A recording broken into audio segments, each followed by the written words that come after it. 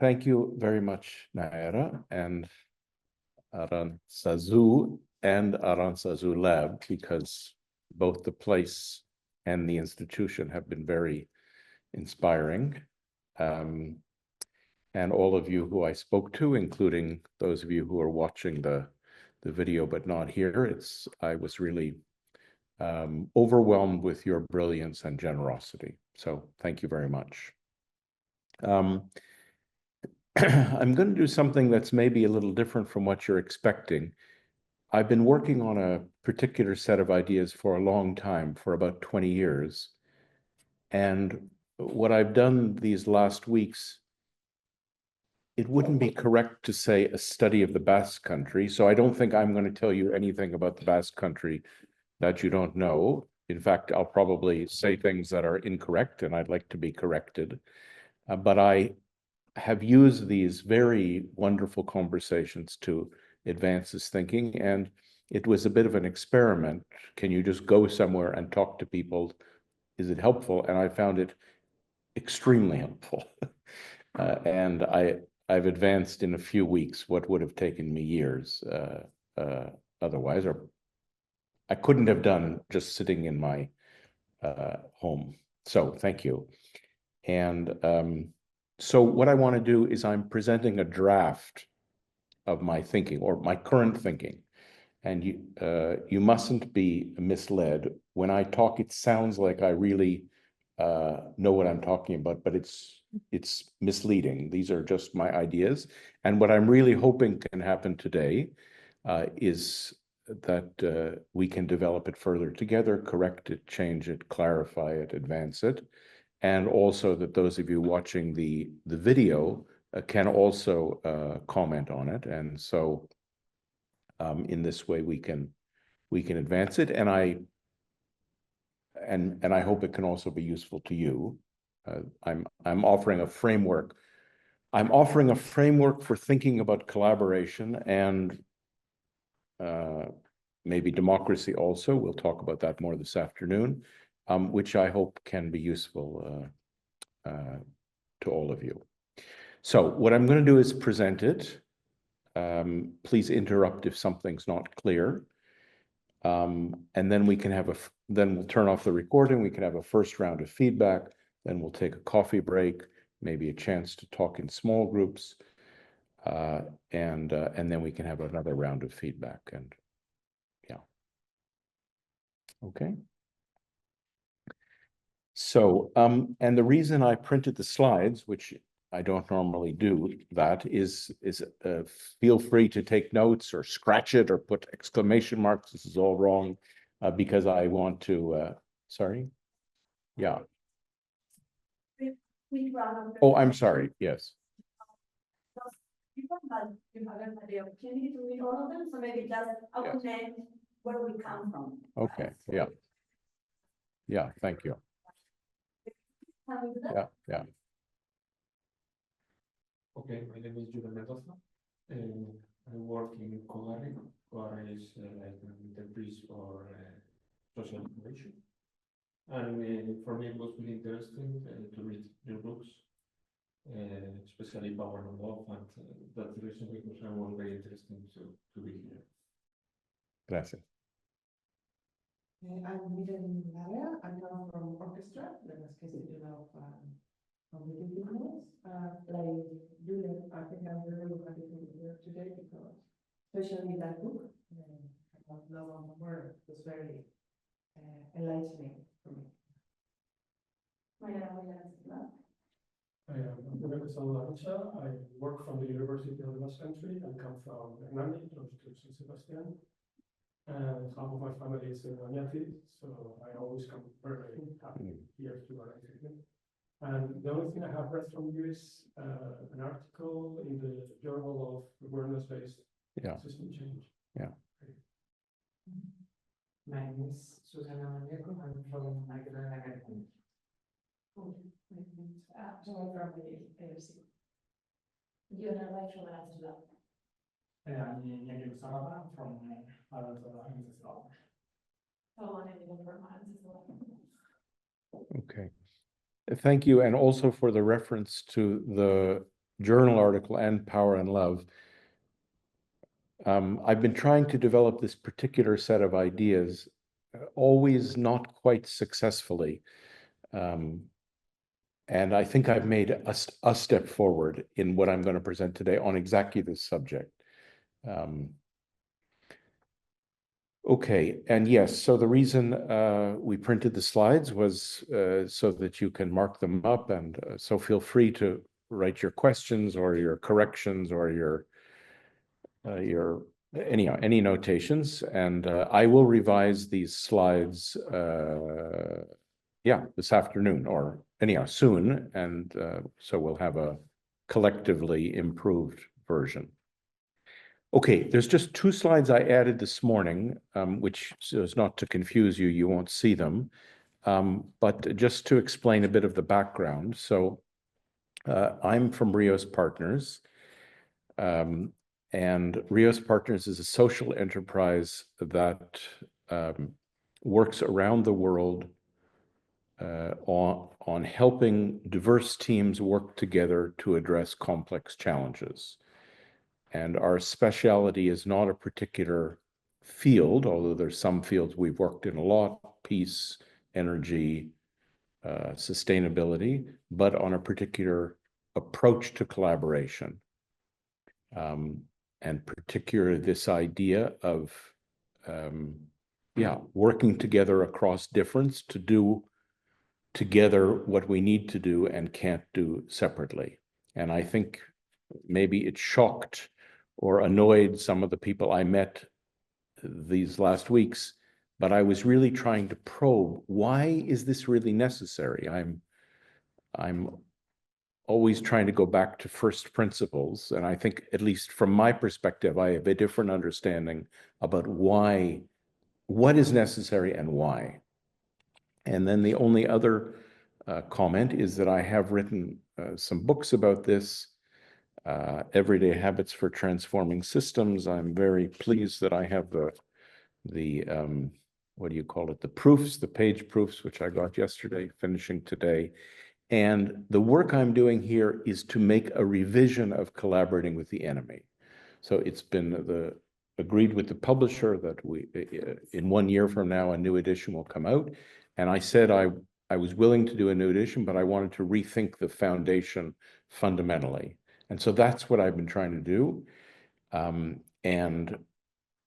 made some progress at a fellowship I had at the Institute for Advanced Studies in Paris in September, and a lot of progress here.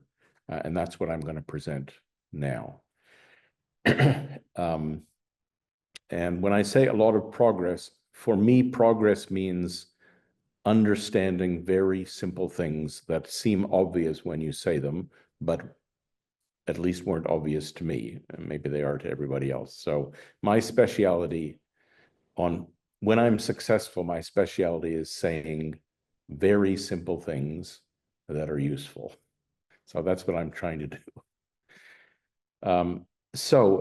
This is in a way where I got to in Paris. This is how I arrived here on the 4th of October, was this idea that in many contexts,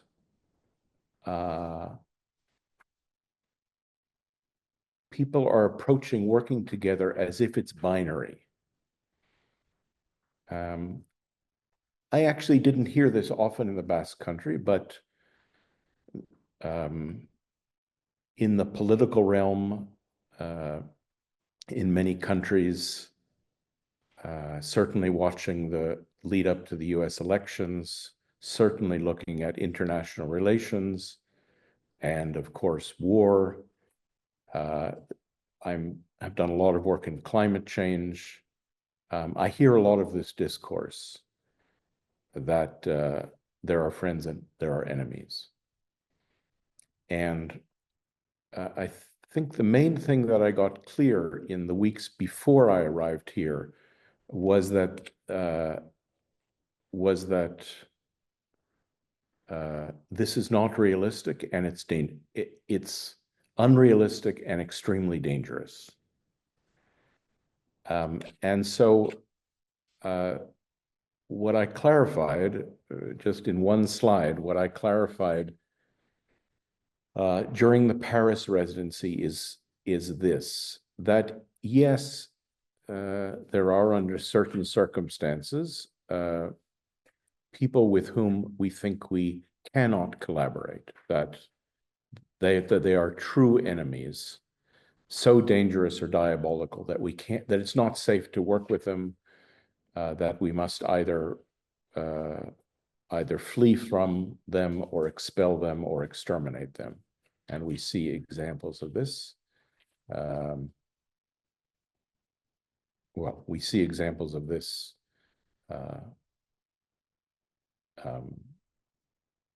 in Ukraine, in Palestine, in American electoral rhetoric, etc. So I'm not saying that's never the case, but I'm saying it's less the case than people imagine. And most of the people we deal with are people with whom we could collaborate under specific circumstances. And these two bullets are the summary of the 1 month of thinking about simple things during the Paris Fellowship. The people we think we need to collaborate with, we should collaborate with, and we can collaborate with, and people who we don't collaborate with, either because we think we don't need to, or we shouldn't, they're people we don't like, don't want to deal with, or that we can't. And in a way, the focus is on the word can and can't. What I'm trying to do with this, well, with all of my work, and particularly again with this book, is to show how to do it.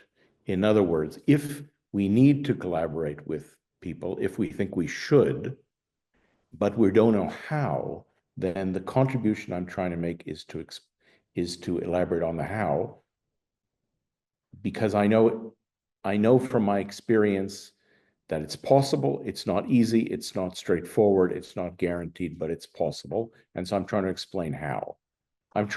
Basically the book is about this large gray area, which vanishes when you talk about black and white. You vanish the gray area. So that's the setup. Okay. That's where I was when I arrived here in Bilbao on the 4th of October and began these wonderful meetings here in Arantzazulab and elsewhere in the Basque Country. And the question I'm trying to answer is, how on earth can we work together? And you'll recognize that when in English you say, how on earth can we work together, it's a little bit of a play on words, because it means both. This seems very, how could we possibly do this? But it also, I think, helpfully has this connotation of on this finite earth.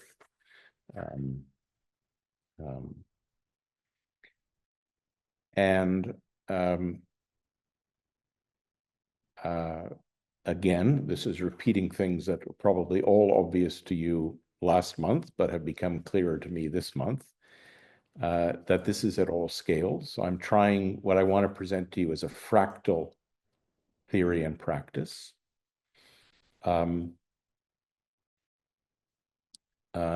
That we refer to as miraculous in my writing, in Gorka's writing. I think it was Gorka. Anyhow, we sometimes refer to this as a miracle. It's not a miracle. It's a very achievable earthly thing. It's not unusual in this sense. When I wrote the book, Collaborating with the Enemy, How to Work with People You Don't Agree With or Like or Trust, the implication of the subtitle is this is an extraordinary thing to do. And I think one of the big ways my thinking has changed is to realize this is not at all extraordinary. This is a very ordinary thing. I had a wonderful set of conversations in Paris with an urban historian who said, this is what a city is. There's lots of people who don't agree with or like or trust each other, doing all kinds of things together. And hence this idea about the large gray area of people that are not close friends, but they're not real enemies either. So, and then I think this maybe is contrary to the official ideology of ALC, but I'm not sure it requires Basqueness. And this was a point made in the conversations at Mondragon that, yes, there are important examples in the Basque country, and we can make links to Basque culture and Basque history, which is irrelevant. But it's not that it can only be done in the Basque country. The question I asked at Mondragon is, this seems like a wonderful model. Why isn't everybody doing it? And the answer of our host was, well, in part because we explain it, because people think it's this very mysterious thing that you can only do in the Basque country. This is counterproductive to explain it that way. And then final point in yellow is the point that all of you have been making, but I've been poking at over and over these last weeks. More complex contexts produce more complex problems, which require more complex solutions and a more complex form of collaboration. So that's the summary. And what I'm re-articulating in this presentation is what is complex collaboration. Okay. Then I'd like to come back to this. As I said, this is not really a case study of the Basque country, but the examples have been the subject of all of our conversations these last weeks. The ones you know, and maybe there are other examples. I'd like to come back to that. Maybe there are, other examples. Okay. So then,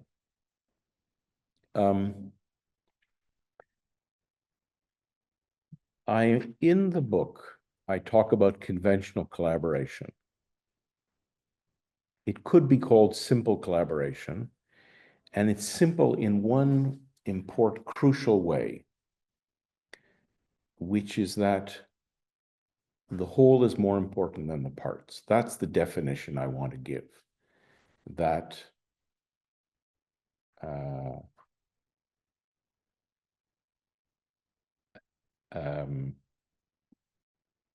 that the activity of the team or the family or the organization or the nation is more important, that the needs and objectives of the larger whole are more important than those of the component parts. That's the definition of simple collaboration.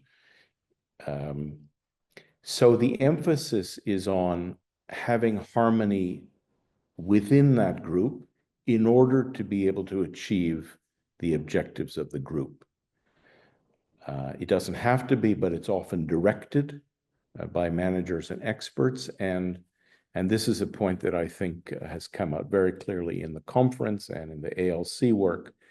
It talks about given the problem, what's the optimal solution, what's the plan for implementing the solution, and who needs to do what to implement the plan.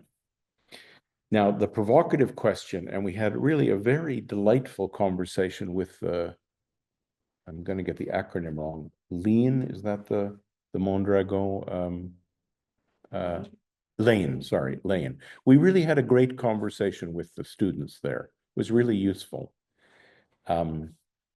Because for those of you who don't know Lane, it has a very unusual format. You start, it's a class, and from the first day you have an enterprise. The students are assigned randomly to the enterprise, and everybody's grade or mark or whatever it is depends on the success of the enterprise. It's actually a pure experiment with collaboration. And when we ask them what does the phrase, how on earth can we work together, evoke for you? Normally, when you ask this question, people give very different answers: family, politics, international relations, community. But 100% of the people in this class said, how the hell am I going to work with these people that I've been assigned to? I have to, I have no choice. In a way, it's a pure case. they have a objective as a team, and yet they have to somehow work with the strengths and weaknesses of the different members of the team. And the question that we asked at the end of the hour with them is, what's the argument against, or what's the argument for such simple collaboration where the whole is more important than the parts? And we had it was really very interesting. There's a large number of Korean students in the class, and they said, well, China. That's the counter argument. China and Elon Musk. You want to get a rocket going? The rocket, I think, had just had its successful activity the day before. And it's a provocative counterexample. And this is parenthetical, but if we take this idea of the primacy of the whole over the parts to its extreme, this does not really count as collaboration anymore, but this is what dictatorship is. So it's the same thing, but more. Okay. So then this was the subject of most of the conversations. In what way is this model no longer sufficient? And I'm using a very specific definition of complexity. It's very old, from Peter Senge and Otto Scharmer. Dynamic complexity, where cause and effect are far apart in space and time. So carbon that we burned 50 years ago is affecting the climate now. Carbon being burned on the other side of the world is affecting floods here. So far apart in space and time. The future is unfamiliar and unpredictable, and actors have different perspectives and interests. So we have especially been talking about social complexity in the Basque context, and I think that's the headline, but the other two kinds of complexity are also important. And then we made this list in many of our meetings. People mentioned these things. I've just organized them a little bit. But I think this is a compelling case about the context becoming more complex. I had a funny experience. I'm not Catholic and very rarely go to Catholic Mass, but on Sunday I did in Arantzazulab-en. As you know, it's a spectacular basilica. And it was a beautiful service, 1 hour in Basque. And there were several times during the service where there was a hymn, and they project the words on the screen so I could follow along. And there was one of the monks was conducting the congregation. The basilica was full, and I thought, now this is what simple collaboration looks like. I realized how unusual it is for me to literally follow somebody who's saying exactly what I must say, and of course it was beautiful and I enjoyed it. But I had completely subordinated my language, my religious ideas, to being part of this group activity to produce this music together. And this is where the alienation from traditional institutions come in. As you could expect, the church was full of almost entirely gray-haired people like me. So anyhow, we've had many conversations about this. Maybe this list is not quite correct. So we can come back to this. But then here is the answer. This is the thing I kept poking at. I think I irritated several of the people at meetings, that why is it becoming less effective? And this was not clear to me in the days of the conference here. But in this context, deference, compliance, and obedience are weakening. Top-down solutions are less effective, less supported, and therefore can be implemented less frequently. More complex problems require complex solutions, and conventional collaboration pretends this isn't happening. It says, no, we're all Basque. That's what really matters. And this is a bit of a contradiction. And faced with this, and this point is in a way contradictory to the ones earlier, and simplistic, reactive, populist, authoritarian solutions becoming increasingly attractive. I think to a small extent in the Basque Country, but to a dramatic extent in other places. And so the question is, what's the alternative? If this model is less effective because of this, then what's the alternative? So now I'm trying to re-articulate what in the book was called stretch collaboration. And so now I need to make a theoretical digression. And this is the main thing that I think I've succeeded in articulating more clearly through the conversations with you over the past weeks. So the first theoretical comment is that it's crucial to understand that we're talking about holons. We're not talking about one whole and the parts of that whole.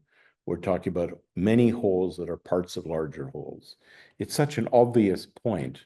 I'm amazed this word, even when I look it up in an English dictionary, it's not defined properly. This word was used in this way by Arthur Koestler.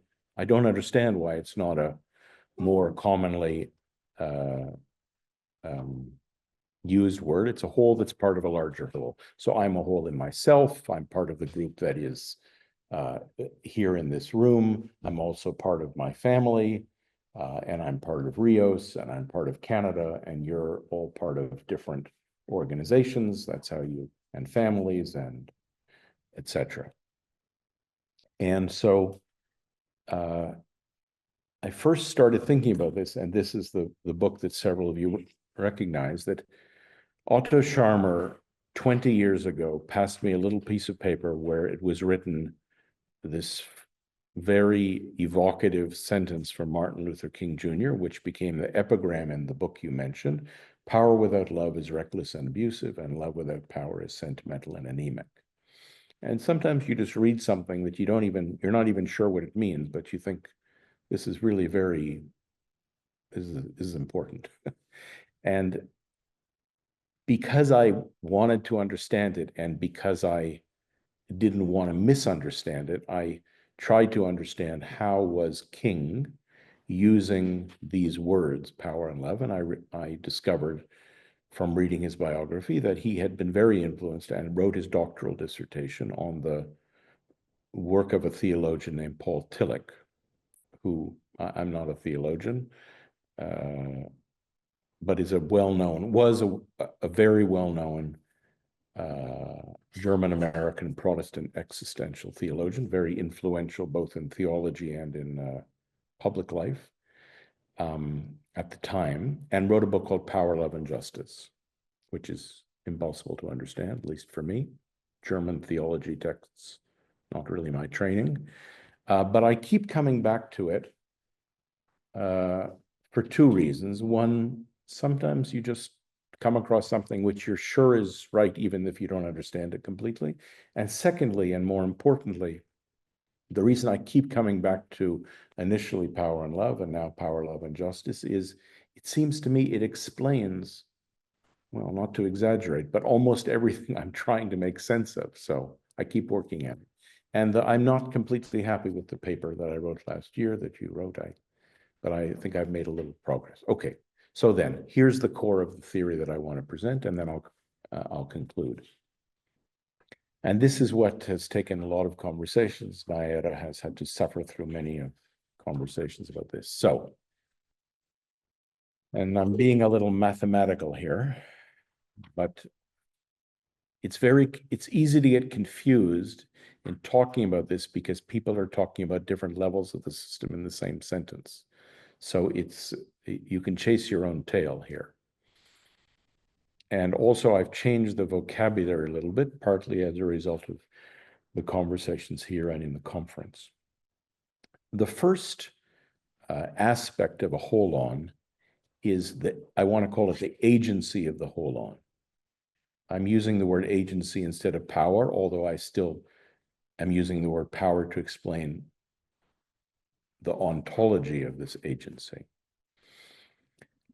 You could say it's these arrows. You could say it's the wholeness of the holon. A holon is a whole that is part of larger wholes.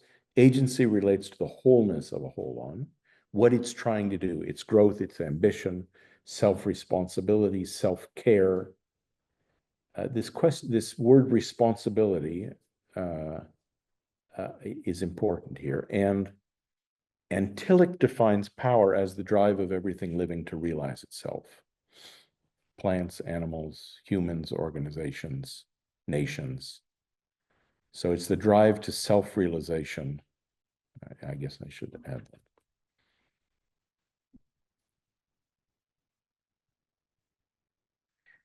that. Now, the way to understand it, and these contrasts, I'm presenting something abstract, but it arose in all of the conversations. So what's the opposite of agency? And I was very influenced by, what's the name of the Deep Matter Lab woman who was at the conference? Chang? Fang, yes. So we had several good conversations, and I asked her at one point after I thought her speech was amazing. And I said, well, why is this collective responsibility so important? Sometimes you just have to ask stupid questions because you really get good answers if you're willing to ask stupid questions. She said, well, the opposite is consumerism. And I thought it was an excellent contrast. The opposite is I can't do anything about the world, so I'll see what's available to me and I'll take it or not take it. So, I mean, I suppose there's an element of choice even in consumerism, but the point is I can't influence what's going on. I can only accept what is on the shelf, as it were. And she was making that argument in relation to politics in Taiwan. And I guess another way would be to say, well, I don't have any say over this. I'm going to do what the boss tells me to do, or the priest tells me to do, or my father tells me to do, whatever. King's point is helpful, and he said, power without love is reckless and abusive. People doing what they want without any sense of connection to others is reckless and abusive. I would say reckless and abusive at best and genocidal at worst. So if I'm just doing what I think I need to do to achieve my ambition without attention or concern for others, there's no limit to how terrible the results can be. So this is a good place to start because, of course,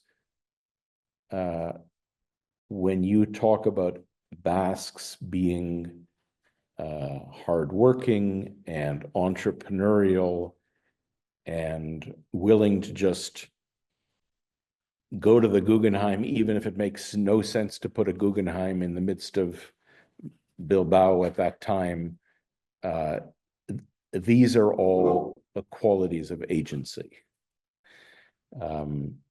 Okay. Now, the second aspect is belonging. And this also comes up all the time in conversations here. The idea that, yes, I'm a whole that's part of larger wholes, but this is emphasizing the partness of each whole on. I am from ALC. I am Basque. I am a member of the congregation in the Arantzazulab Basilica.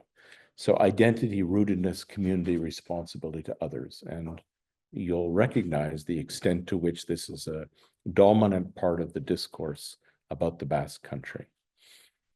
And here, this is driven by, in my vocabulary, what Tillich calls love, the drive towards the unity of the separated. When people talk about the weakening of belonging in the Basque country, or the, I would say not weakening, but pluralizing of belonging, I think this is more accurate. What they mean is separation or apartness from something. I used to belong just to this, and I'm a little further away from it now. Or if you talk about people who are, no longer have roots, are rootless. And in parentheses, I think we had an interesting conversation about what is territory and land and roots. I mean, this is, there's a whole thing here I don't understand well, but I think it's a particular kind of belonging, and belonging not just to a group, but to a place.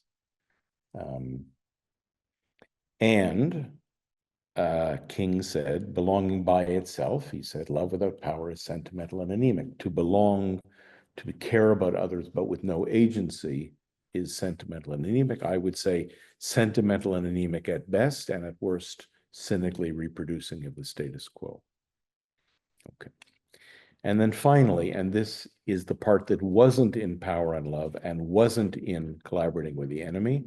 And here the word reciprocity comes also from Fang, because I think it's the best word I've found so far.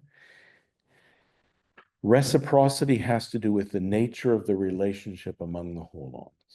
This was completely absent from Power and Love. And the reason I've been trying to understand this third part of the Tillich book, Power, Love, and Justice. Reciprocity is an interesting word, partly because it is the golden rule, as you know, and it relates to are the relationships among us fair? Are we acting with solidarity, with kinship? And the comments that people make about the Basque Country in general and about Mondragon in particular, that the level of income inequality is very low by international standards, or even by the standards of Spanish listed companies. And the way fairness or reciprocity is always mentioned as a key element of belonging, and therefore of the capacity of the group as a whole to be effective. I'm almost finished.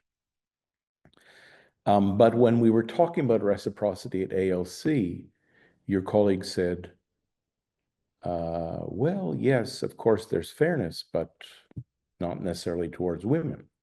So the idea that even the understanding of what is fairness and reciprocity changes over time.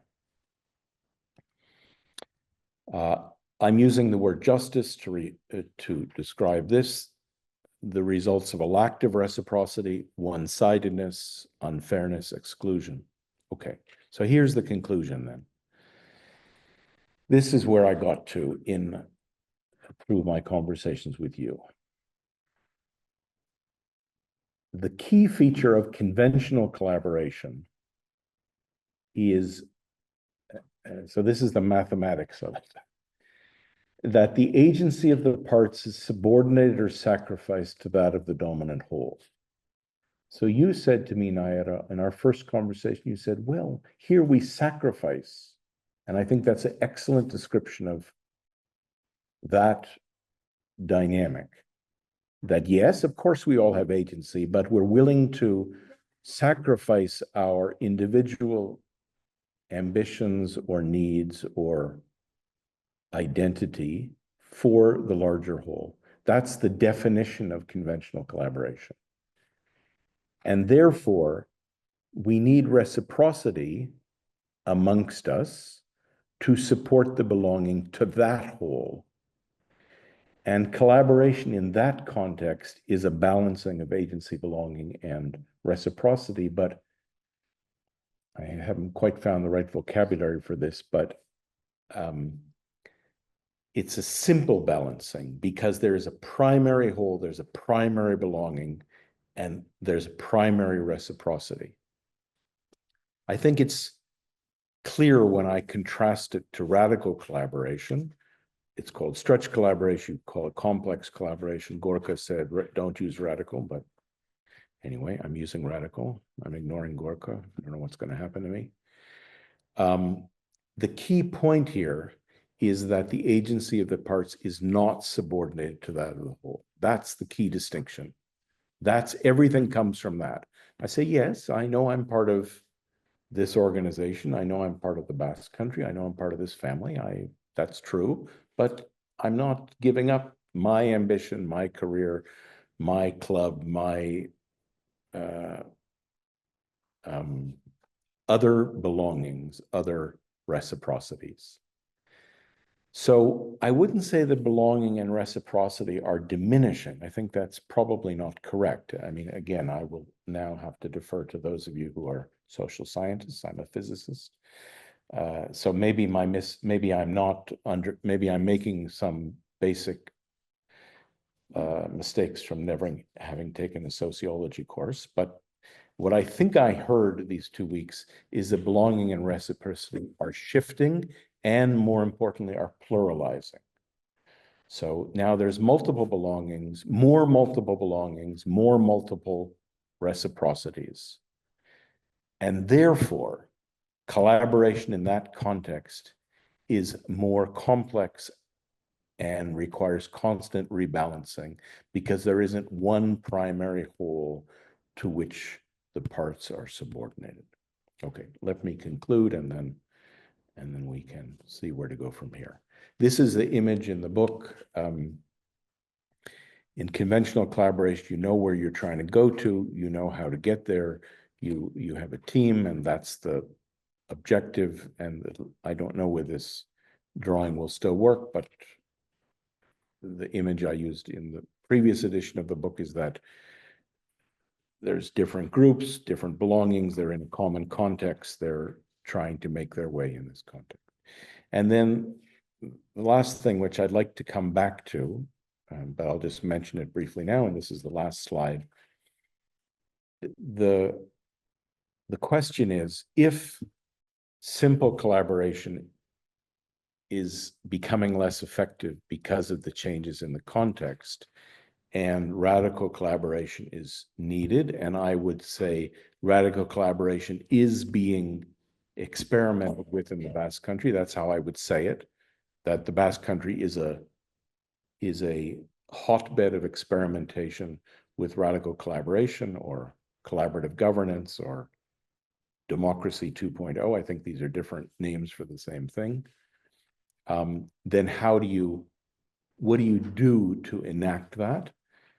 And as I said to you, Iona and Naira, when we met the first day, I had these ideas as they apply to individuals, but I want to say the same thing as it applies to institutional arrangements. So this is already a little different than in the first edition, but I'd like to develop it further. I'd love if we could talk about this, come back to this. Recognizing what is my role and responsibility in this system, what is our role and responsibility, the comments about the changing role of the Gipuzkoa government, for example. What is not in the previous edition, but arises from what I've just said, is strengthening belonging and reciprocity. I guess I'd say plural belonging and reciprocity. This is crucial because otherwise you only have individual actors. Embracing difference and conflict, discovering common ground, and experimenting way forward. The experimenting the way forward, of course, is something that you understand very well, but in many institutions, this is actually the most challenging thing of all. We're not going to know before we start where we're going to go. So, yeah. So that's it.